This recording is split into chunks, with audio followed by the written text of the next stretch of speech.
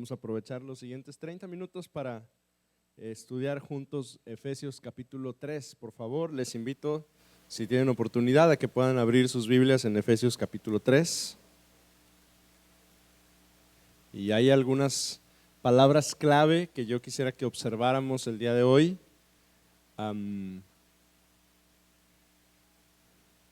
La más importante de ellas es la palabra misterio, que quiero que observemos el uso que le va a dar Pablo a la palabra misterio.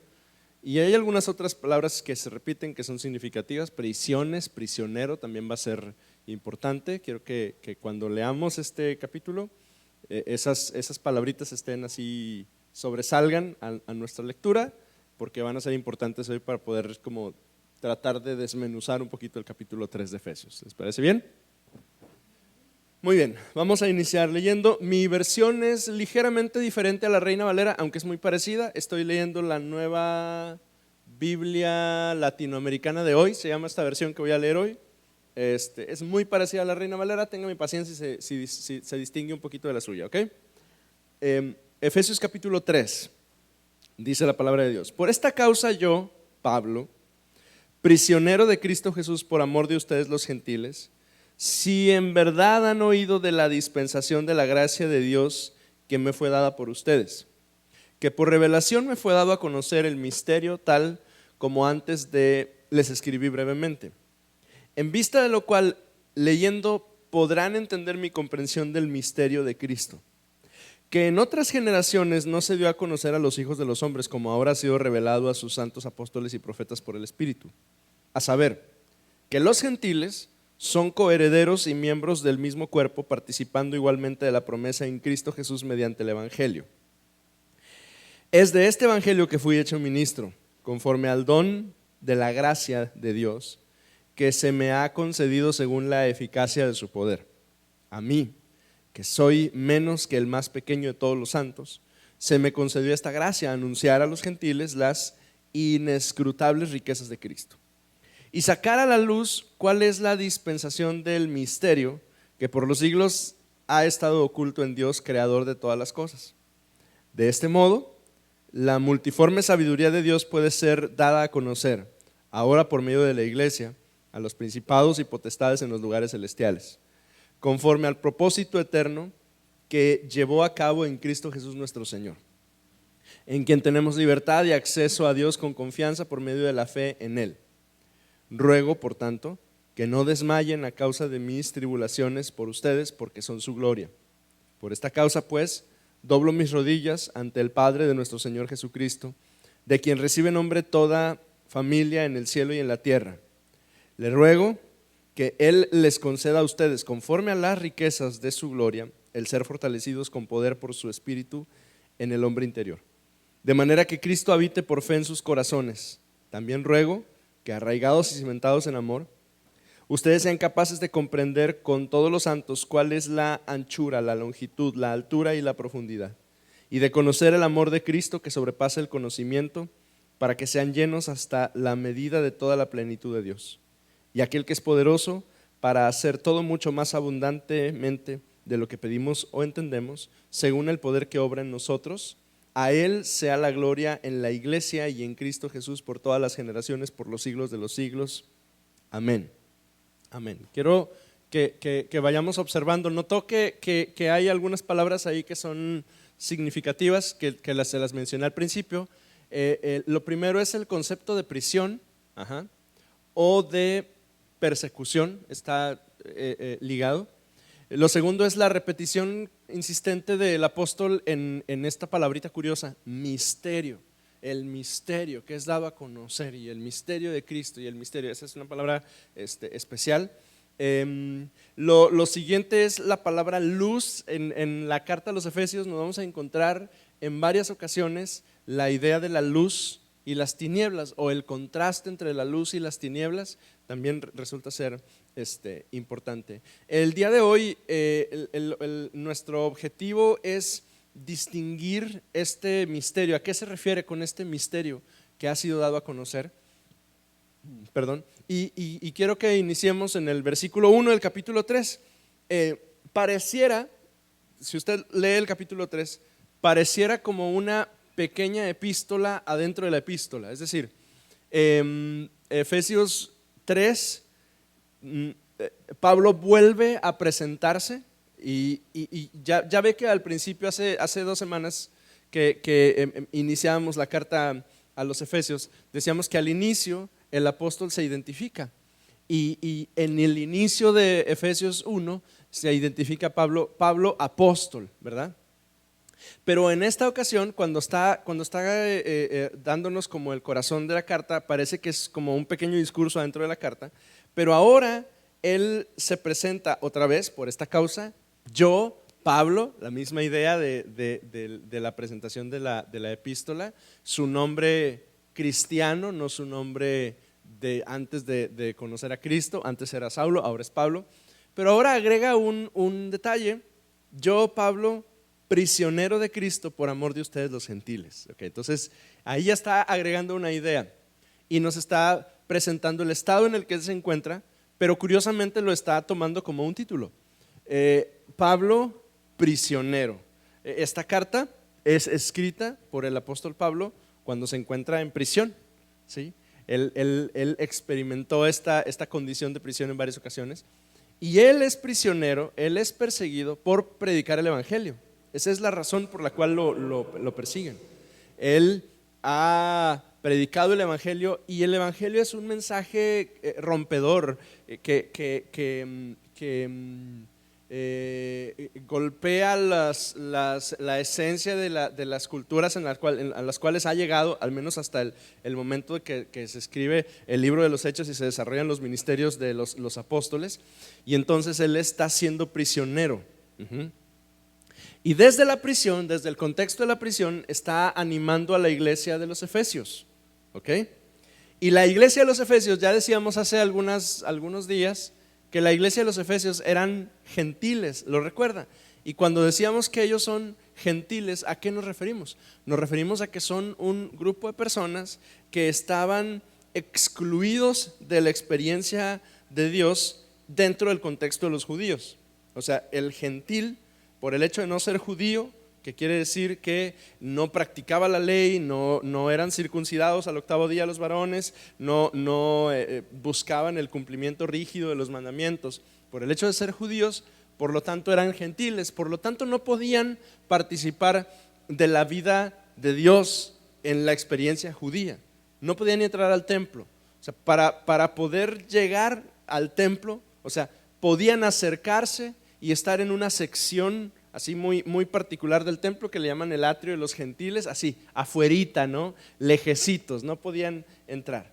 Y ya en semanas anteriores hemos hablado que la cosa se empezó a complicar para la iglesia cuando empezó a haber más convertidos gentiles que judíos, porque al principio, en los primeros tiempos de la iglesia, quienes se convertían eran judíos, pero entonces empezaron a convertirse gente que no habían sido judías. Y entonces ellos los empiezan a excluir también. La semana pasada que leíamos Efesios, hablábamos acerca de un muro, ¿se acuerdan? Y decíamos que ese muro de separación ha quedado abolido, que ya no hay aquellos y nosotros, que somos todos un cuerpo en Cristo. Entonces, en este capítulo justo observamos cómo Pablo está queriendo explicar qué es eso de esa separación que se acaba de terminar ahora entre judíos y gentiles. El Antiguo Testamento, cuando usted y yo leemos el Antiguo Testamento,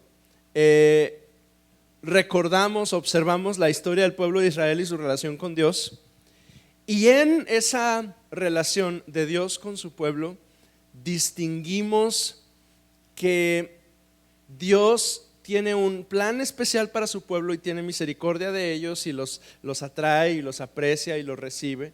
Pero desde el Antiguo Testamento observamos que Dios tiene un particular interés por el extranjero, por el pobre, por el excluido y por el migrante, ¿sí? Dios tiene una intención particular. Los profetas nos comparten estas revelaciones de Dios para con su pueblo, y cuando los profetas denuncian los pecados en el Antiguo Testamento, algunos de los pecados que denuncian es justamente la injusticia, es justamente el dejar excluidos a los que se encontraban en más necesidad y no hacerlos parte. Y todo se debe a este nacionalismo que tenían los judíos y lo observamos en el Antiguo Testamento, de sentirse exclusivos y de verse a sí mismos como el único grupo en el cual Dios puede moverse, ¿no? Pero Dios desde el principio, cuando habla a través de los profetas, señala sus deseos egoístas, señala en el pueblo de Dios su idolatría, sus intenciones vengativas, señala la avaricia y señala que buscan todas estas cosas en vez de buscar la presencia de Dios y la voluntad de Dios. Cuando los apóstoles empiezan a predicar, cuando inicia el tiempo del Nuevo Testamento y los apóstoles empiezan a predicar, el mensaje que predican los apóstoles no es muy diferente. El mensaje de los apóstoles es más o menos la misma idea. Ellos están señalando las injusticias del pueblo. O sea, basta con que usted lea el discurso de Pedro, pero especialmente el discurso de Esteban en el libro de los Hechos, para distinguir que lo que está Esteban diciendo es: ustedes, hermanos míos judíos, porque Esteban es judío, hemos pecado, nos hemos alejado de Dios y hemos vivido en injusticia, y esa injusticia se ha visto reflejada en que nosotros excluimos, dejamos fuera. Y cuando la iglesia empieza a predicar de esa manera, entonces judíos empiezan a convertirse y permítame decirlo así, los excluidos gentiles empiezan a interesarse también y a responder al mensaje del evangelio. Y eso es quizá lo más sorprendente del evangelio en estos primeros años, porque los que no eran bienvenidos ahora son parte del plan de Dios. Los que no eran considerados como nuestros, ahora se sientan con nosotros a la mesa cuando participamos de la cena del Señor. Entonces eso es interesante. Ahora, quiero señalar que el capítulo, en general la carta a los Efesios, hay un título que la carta a los Efesios tiene respecto de Cristo. Cristo Jesús, Señor nuestro. Ahora, esa frase es muy familiar para nosotros, ¿verdad? O sea, nosotros escuchamos Cristo Jesús, Señor nuestro, nuestro Señor, oramos, oh Señor, te pedimos, es parte de nuestro vocabulario habitual, ¿verdad? Nosotros decimos Jesucristo es nuestro Señor y decimos amén, ¿verdad? ¿Por qué? Porque es algo natural de nuestra experiencia con Dios. Pero resulta que estas palabras en el primer siglo no eran tan sencillas de declarar. De hecho, quien las declaraba estaba de alguna manera expresando un tipo de revolución, ¿sí? Porque ¿cuál es el imperio que gobierna el mundo en el año 50, 60 más o menos, que es cuando se escribe la carta a los Efesios? ¿Lo recuerda? Vamos, usted puede. No sé si tomó café hoy en la mañana, pero si no tomó, vamos, hagamos un esfuerzo. ¿El imperio qué? Romano. Y el imperio romano tiene un emperador, ¿verdad? Que se llama César. Y César tiene algunos títulos importantes. César es rey, ¿verdad? Pero no nada más es rey. Como César es el emperador de un imperio que ha ido conquistando un montón de provincias y naciones, algunas de ellas que tienen rey, entonces César es rey de reyes. Y como el imperio romano ha ido conquistando territorios que tienen gobernadores, es decir, señores, César, además de ser rey de reyes, es señor de gobernadores, de señores, de gente que tiene título nobiliario o de gobierno de importancia. Y entonces cuando encontramos en la carta a los Efesios estos títulos, Cristo Jesús, Señor nuestro, lo que estamos encontrando es una postura que la iglesia presenta pública respecto de a quién le debe lealtad la iglesia. ¿Me sigue? Entonces para nosotros hoy esa declaración es como muy muy fácil, muy sencilla. Yo puedo salir a la calle y decir: Jesús es el Señor de mi vida, Cristo es el Rey, y no hay ningún problema. Pero para la iglesia del primer siglo esta es una declaración que le coloca en el lente de los soldados romanos y que hace que exista la posibilidad de que cualquier soldado, cuando escuche que Mario hace esa declaración, puede venir con él y llevarlo preso y decir: ¿cómo que Señor de señores y Rey de reyes? Si aquí nada más hay un señor y hay un rey y se llama César y es el gobernador, el emperador romano, y tú no puedes estar diciendo eso, y vas a la cárcel. De hecho, esa declaración pública que los cristianos tienen es probablemente una de las motivaciones por las cuales la iglesia es perseguida en estos primeros años de vida de la iglesia. Y son perseguidos. O sea, no es un tema nada más como en nuestros tiempos, ¿no? De que nos posturamos públicamente en redes sociales con una opinión que no es muy popular y medio mundo nos cancela y podemos seguir nuestra vida, nada más que ya no nos hacen caso en redes sociales. O sea, la persecución de la cual la iglesia era víctima era perseguirlos, meterlos a la cárcel y eventualmente unos pocos años después, cuando cambia el emperador y Nerón se convierte en emperador, matarlos. Entonces el apóstol de alguna manera está presentándonos esta idea del misterio, ¿sí? Y de la predicación del evangelio, y está animándonos además a que, independientemente de la declaración pública de lealtad que hagamos respecto a Cristo, nosotros le pertenecemos a Él. ¿Cuál es este misterio? ¿Qué es aquello que estaba oculto que ahora ha sido mostrado a través del Espíritu? Y el misterio es simple: que los gentiles son parte del pueblo de Dios. Y yo sé que para nosotros puede sonar como muy obvio, porque nosotros mismos, bajo esta regla, nosotros mismos somos gentiles. Es decir, nosotros, salvo que haya alguno de aquí que en algún momento haya practicado el judaísmo como parte de su fe, nosotros somos gentiles. Somos gente que no éramos parte del pueblo judío, no practicábamos sus costumbres ni considerábamos sus mandamientos al pie de la letra como lo hacen los judíos, y hemos llegado a Cristo y nos hemos convertido a Él, ¿verdad? Para nosotros es muy simple, pero para los efesios del primer siglo sí había una distinción. Ellos sí distinguían: este es judío, este se puede sentar en estas primeras sillas; tú eres gentil, tú te tienes que sentar hasta allá atrás. Pero Pablo está diciendo: el misterio revelado por Cristo, este gran plan que Dios había tenido oculto, es que no son dos pueblos, es uno solo. Es uno solo, unido por la obra y la sangre de Cristo. Quiero avanzar al versículo 6, versículo 5. En otras generaciones no se dio a conocer a los hijos de los hombres, como ahora ha sido revelado a sus santos apóstoles y profetas, que los gentiles son coherederos y miembros del mismo cuerpo, participando igualmente de la promesa de Cristo mediante el evangelio. Y este evangelio yo fui hecho ministro conforme al don de la gracia de Dios que me ha concedido según la eficacia de su poder. Y así Pablo está diciendo: amados, el muro se rompe por el poder del evangelio. La separación que había entre gentiles y judíos se rompe por el poder del evangelio. Y en el material que el pastor Alex Hiram nos envió a las iglesias a las iglesias metodistas de México, hay una idea que resulta interesante para distinguir. En el primer siglo, la frontera, el muro, la separación que había era que los cristianos judíos excluían a los gentiles y creaban estas dos categorías o dos niveles de creyentes, ¿verdad? Y Pablo tiene que venir y decir: no, en Cristo se ha roto eso.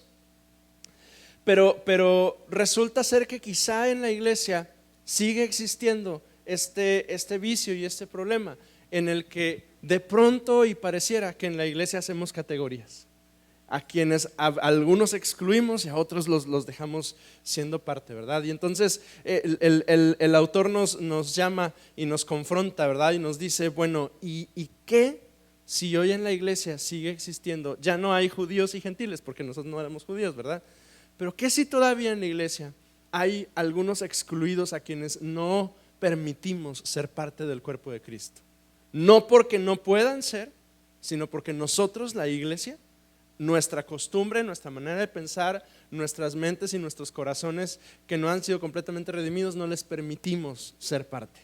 Y conviene hacernos esta pregunta que no pretendo que tenga una respuesta el día de hoy, pero sí preguntarnos, amados, ¿hay alguien a quien estamos excluyendo del evangelio que necesitemos reconsiderar y alcanzarles? ¿Hay algún grupo de personas a los cuales los estamos haciendo así a un ladito y no los queremos ni ver? Como los judíos cristianos a los gentiles. Y es que la brecha era grande y tenía que ver en buena medida con sus costumbres, porque al final los gentiles eran algo que nosotros hoy conocemos como paganos, porque no tenían las prácticas religiosas de ellos eran contrarias a las prácticas santas y morales que tenían los cristianos judíos. Entonces, por supuesto que hay un choque y por supuesto que hay un proceso de transformación en el cual cualquiera que llegue a Cristo tiene que vivirlo, ¿verdad? Pero sin embargo, nosotros debemos ser sensibles a estas fronteras que tenemos que derribar. Versículo 14. En el contexto de la persecución, desde el versículo 13, ruego por tanto que no desmayen a causa de mis tribulaciones por ustedes, porque son su gloria, y por esta causa doblo mis rodillas ante el Padre de nuestro Señor Jesucristo, de quien recibe nombre toda familia en el cielo y la tierra. Y les ruego que Él conceda a ustedes, conforme a las riquezas de su gloria, el ser fortalecidos con poder por su espíritu en el hombre interior.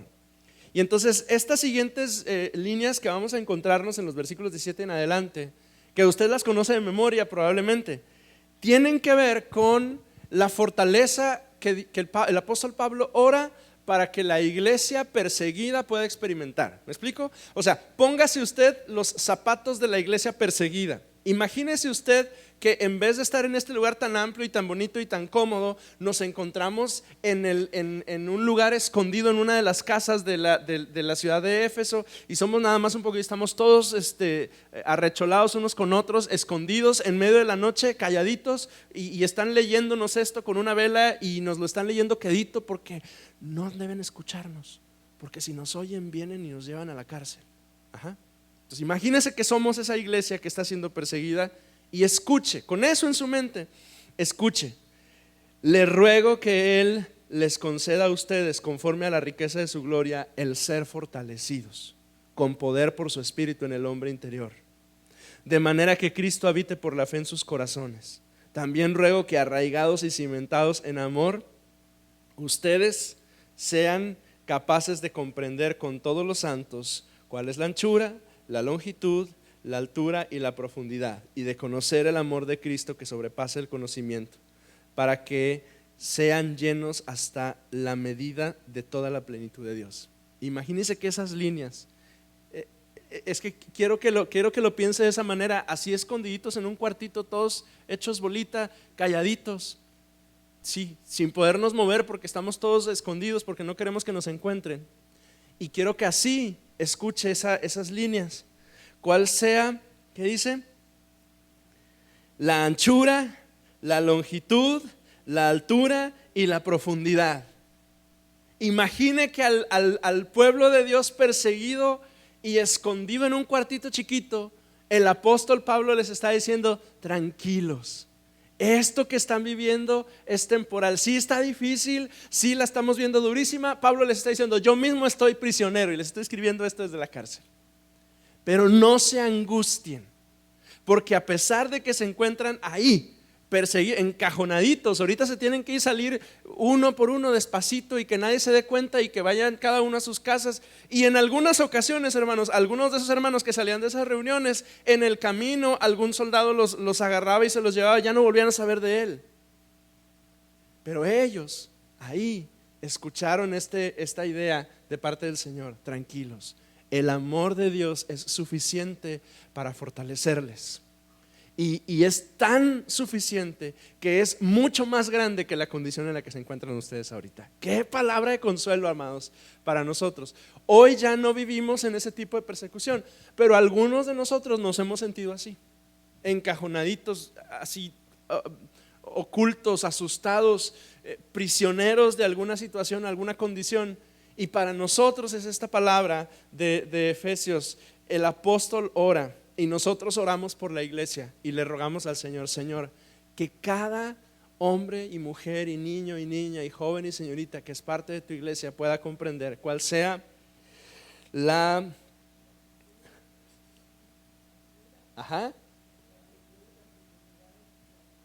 que se den cuenta que la condición que sea que se encuentren, el amor de Dios es más grande.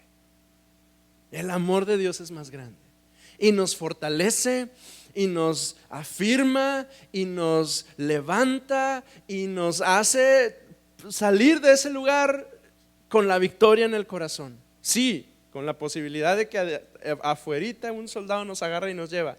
Y luego hemos experimentado el amor y la bendición de Dios para nosotros. La última parte del capítulo 3 es una declaración que en mi Biblia se llama doxología. Estas doxologías son declaraciones de conclusión que exaltan normalmente exaltan a la Trinidad, a Dios Padre y a Dios Hijo. Esta doxología en particular me gusta. ¿Le parece si la leemos juntos en la versión Reina Valera? Me gustaría pedirle que lo pudiésemos leer juntos. ¿Le parece? Acompáñenme, por favor. Nomás déjenme lo encuentro yo en la versión Reina Valera para que todos estemos unificados en la misma lectura. Efesios capítulo 3 versículo 20 en adelante.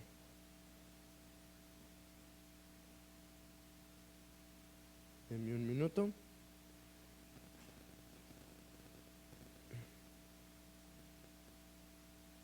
¿Le parece? Vamos a leerlo juntos. Vamos a leerlo. Dice: y aquel que es poderoso para hacer todas las cosas mucho más abundantemente de lo que pedimos o entendemos, según el poder que actúa en nosotros, a Él sea la gloria en la iglesia, en Cristo Jesús, por todas las edades, por los siglos de los siglos.